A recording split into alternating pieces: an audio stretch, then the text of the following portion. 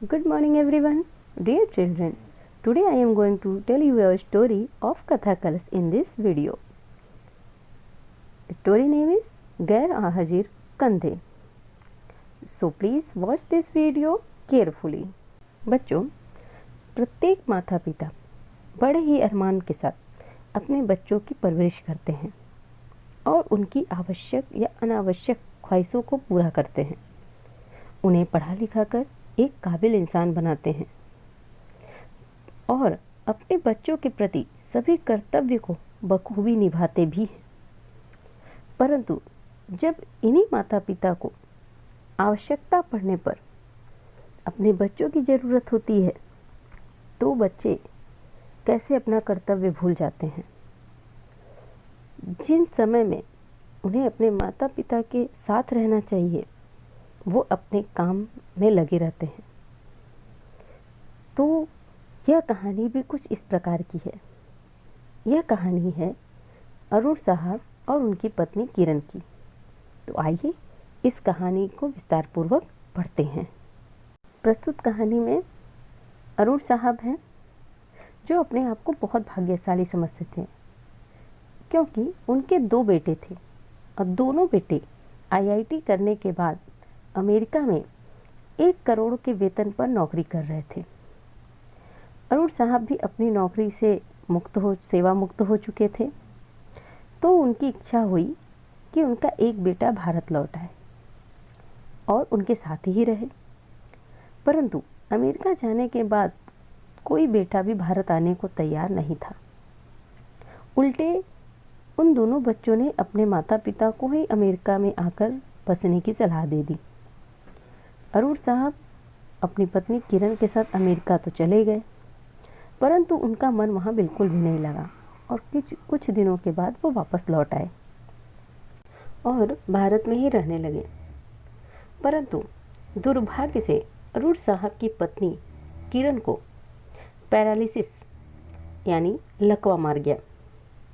अब पत्नी पूर्णतः पति की सेवा पर निर्भर हो गई। उनका सारा कार्य खिलाने पिलाने दवाई देने आदि सब अरुण साहब के भरोसे था। पत्नी की जुबान भी लकवे के कारण चली गई थी।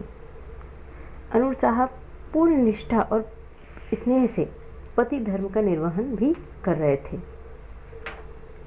एक रात्रि अरुण साहब ने दवाई वगैरह देकर किरण को सुलाया और स्वयं भी पास लगे हुए पलंग पर सोने चले गए।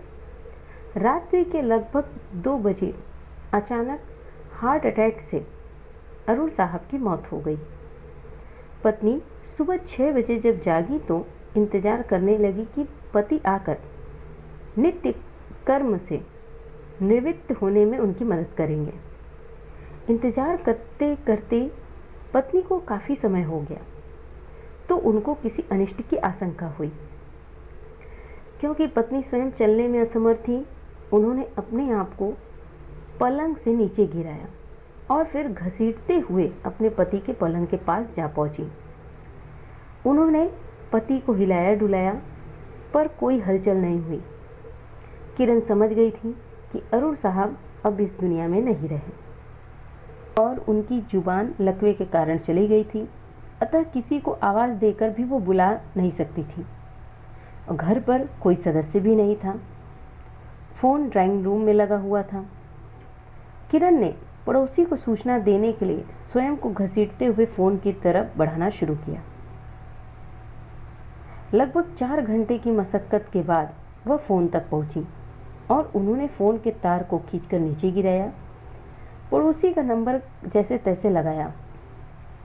फ़ोन लगने के बाद पड़ोसी को फ़ोन में किसी की आवाज़ सुनाई नहीं दी। इस तरीके से कई बार फ़ोन आया तो अतः वह समझ गया कि मामला गंभीर है। उसने आस पड़ोस के लोगों को सूचना दी और इकट्ठा किया। फिर दरवाज़ा तोड़कर सभी लोग घर में घुसे। घर में घुसने के बाद जो दृश्य देखा कि अरुण साहब पलंग पर मृत पड़े हैं और पत्नी किरण टेलीफोन के पास मृत पड़ी हैं, अर्थात उन दोनों की मृत्यु हो गई है।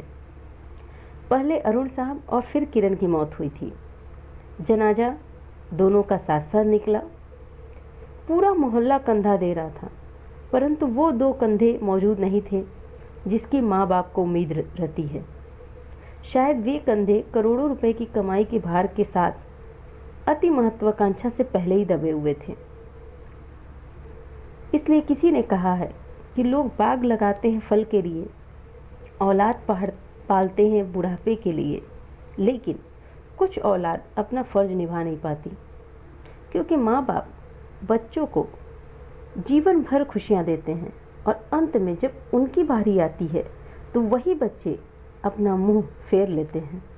इसीलिए किसी कवि ने लिखा है कि मत शिक्षा दो इन बच्चों को चांद सितारे छूने की, चांद सितारे छूने वाले छू मंतर हो जाएंगे। अगर दे सको शिक्षा दो तुम इन्हें चरण छू लेने की, जो मिट्टी से जुड़े रहेंगे रिश्ते वही निभाएंगे।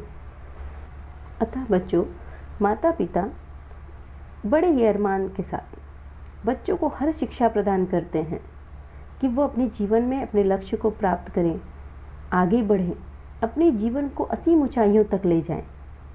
लेकिन आपको ये भी ध्यान रखना चाहिए कि जिनकी बदौलत आप आज इतनी ऊंचाई पर हैं, उन्हें भी कभी न कभी आपके सहारे की ज़रूरत पड़ेगी।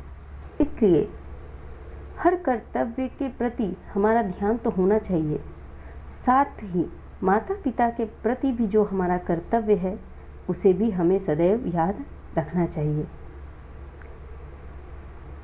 अंततः बच्चों, इस कहानी से हमें यह शिक्षा मिलती है कि हमें अपने माता पिता के प्रति कर्तव्यों को कभी भी भूलना नहीं चाहिए, क्योंकि यह जीवन जो मिला है यह उन्हीं की देन है। तो थैंक यू।